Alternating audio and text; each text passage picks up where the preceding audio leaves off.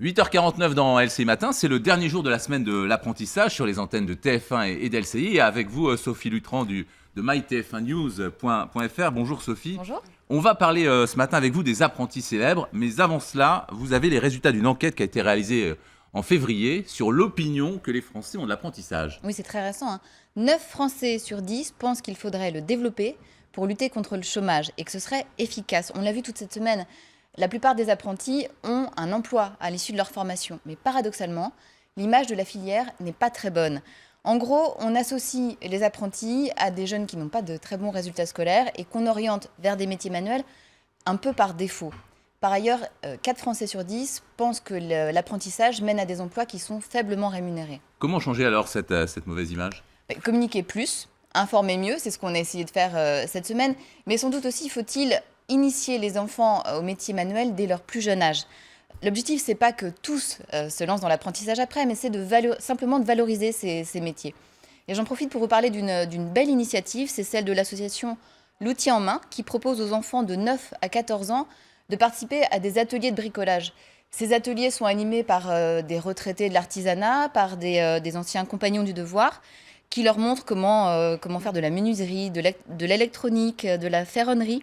Je crois qu'on voit quelques images à l'écran. Ouais, ça apprend à être précis aussi, c'est pas mal, et dans la concentration des enfants. Ils adorent, oui. Et ils proposent des animations un peu partout en France. Vous pouvez trouver des adresses sur leur site. C'est peut-être une idée pour les vacances de Pâques, qui commencent ce soir pour certains.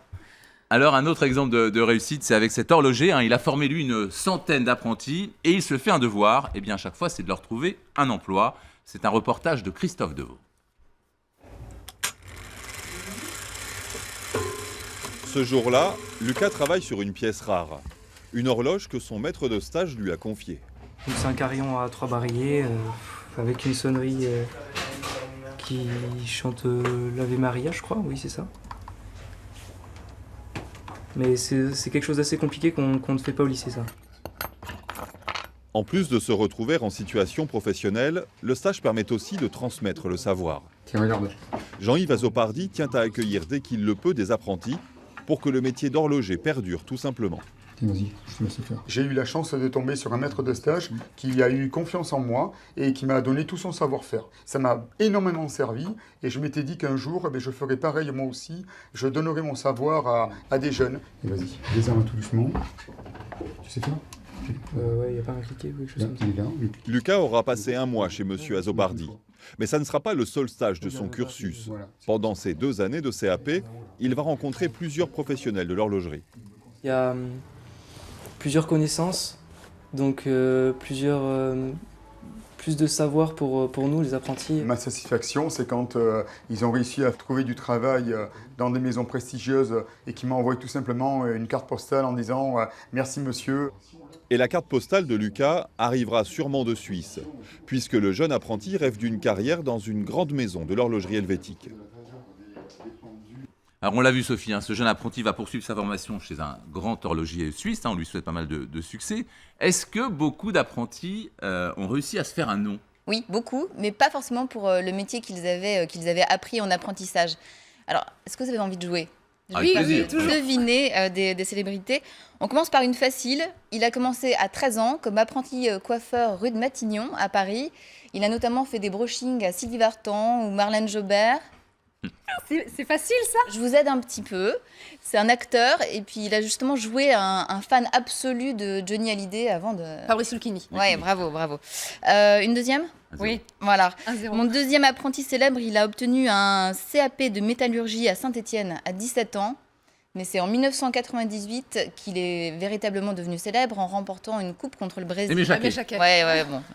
Non, C'est trop facile. C'est Christophe, ok. Il y en a beaucoup d'autres.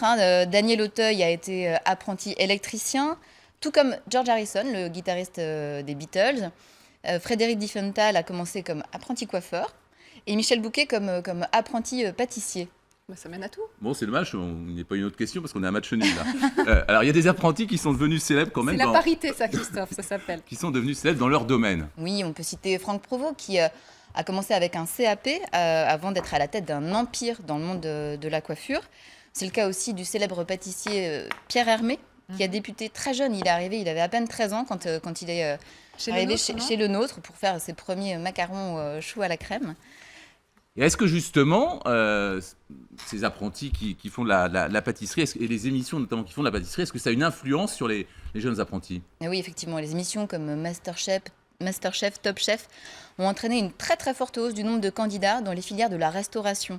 C'est un peu comme en sport, hein. Après la Coupe du Monde de rugby, tout le monde s'inscrit dans les clubs. Quand les Français gagnent des médailles en natation, il y a... On va dans les bassins. Voilà, exactement. Donc c'est exactement ce qui est en train de se passer pour la restauration, pour la cuisine. Et les centres de formation en restauration affichent complet et ravis parce que ça contribue à valoriser la filière. Alors je vous rappelle que vous pouvez retrouver tous ces reportages qu'on a diffusés toute cette semaine sur les antennes de TF1 et d'LCI sur le site mytf1news.fr, et puis vous aurez aussi droit à la liste des centres de formation et des entreprises qui recrutent sur cette affiche qui s'affiche. Merci beaucoup Sophie. Merci Bon à vous. week-end. Merci.